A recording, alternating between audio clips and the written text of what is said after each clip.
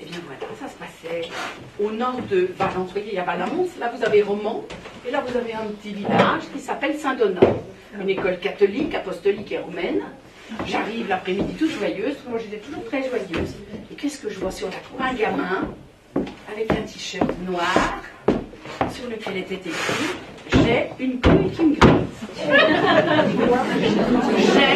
J'ai une couille qui me gratte. Et c'était un de mes gamins, comme par hasard, c'était un des miens. Alors ils étaient tous en rond, ils entrent dans la classe, vous avez une minute pour réagir. Dans votre tête, vous dites avertissement, virgule, retenue, virgule, blanc. Tout d'un coup, j'ai aperçu le bloc sanitaire des garçons. Je me suis dit, mais c'était pas tant. Il a une couille qui le gratte. Je vais l'envoyer aux toilettes. Il va pouvoir se gratter tranquillement. Les toilettes des garçons.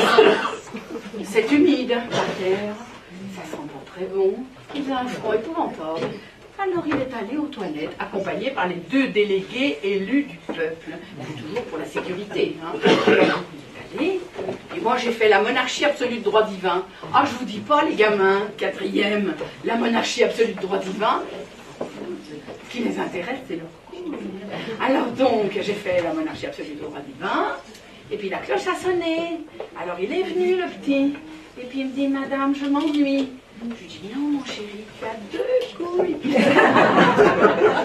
Aux toilettes des délégués, vous accompagnez votre camarade aux toilettes, il sera la 2e couille. J'avais 3 frères, alors je le savais.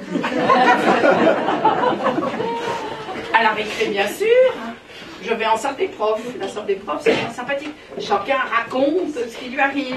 Moi, je raconte que mon gamin, il avait ce t-shirt. Et mes collègues, écroulés de rire, m'engueulent, me grondent en me disant « Oui, à cause de toi, on rit trop, on fait pipi. » Je dis « Comment ?»« Faites-vous rééduquer, mes chéris, le périnée.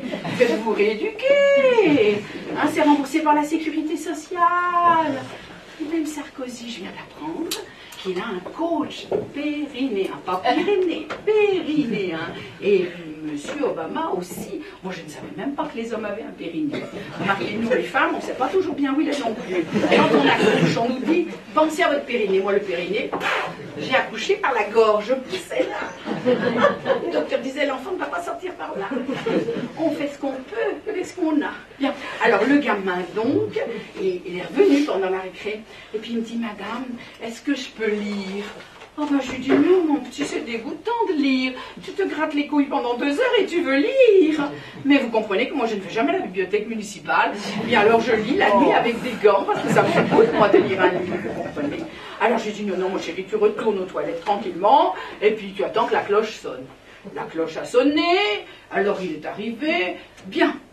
Vraiment bien, les yeux francs, il m'a regardé bien en face et il m'a dit, madame, je vous prie de bien vouloir accepter mes excuses. Mais c'était parfait, c'est la formule magique, je leur avais appris le premier jour. Vous savez, quand vous êtes professeur principal, vous pouvez apprendre aux enfants un certain nombre de choses. Alors le premier jour, je leur avais dit, quand vous faites une bêtise, ça peut arriver, hein. Je vous prie de bien vouloir accepter mes excuses. Moi j'essaye avec la police, mais ça marche pas. J'ai déjà perdu un paquet de points, mais bon, c'est la vie. Alors donc, il part et je lui dis, ne te gratte plus, parce que tu vas devenir sourd. Moi, je rentre toute joyeuse à Valence, j'avais une petite demi-heure de route, j'écoutais le Messie d'un tel plein pot, ça allait très bien. Puis le lendemain matin, je reviens, à 8h moins 5, toute joyeuse.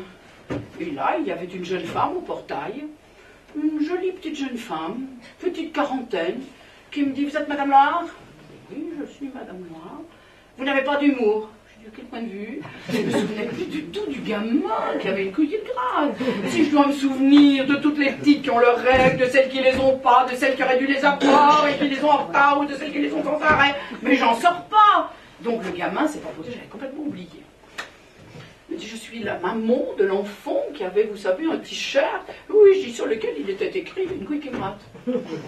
Alors elle me dit, vous comprenez, je ne suis pas d'accord de punition. Je dis, madame, vous eussiez préféré une retenue. Cela vous eût obligé à descendre par la route en lacet de votre village et de remonter et de redescendre, de remonter au prix de l'essence. C'était de la folie. Tandis que là, votre enfant m'a prévenu qu'il avait besoin d'aller aux toilettes, je l'ai tout simplement envoyé aux toilettes.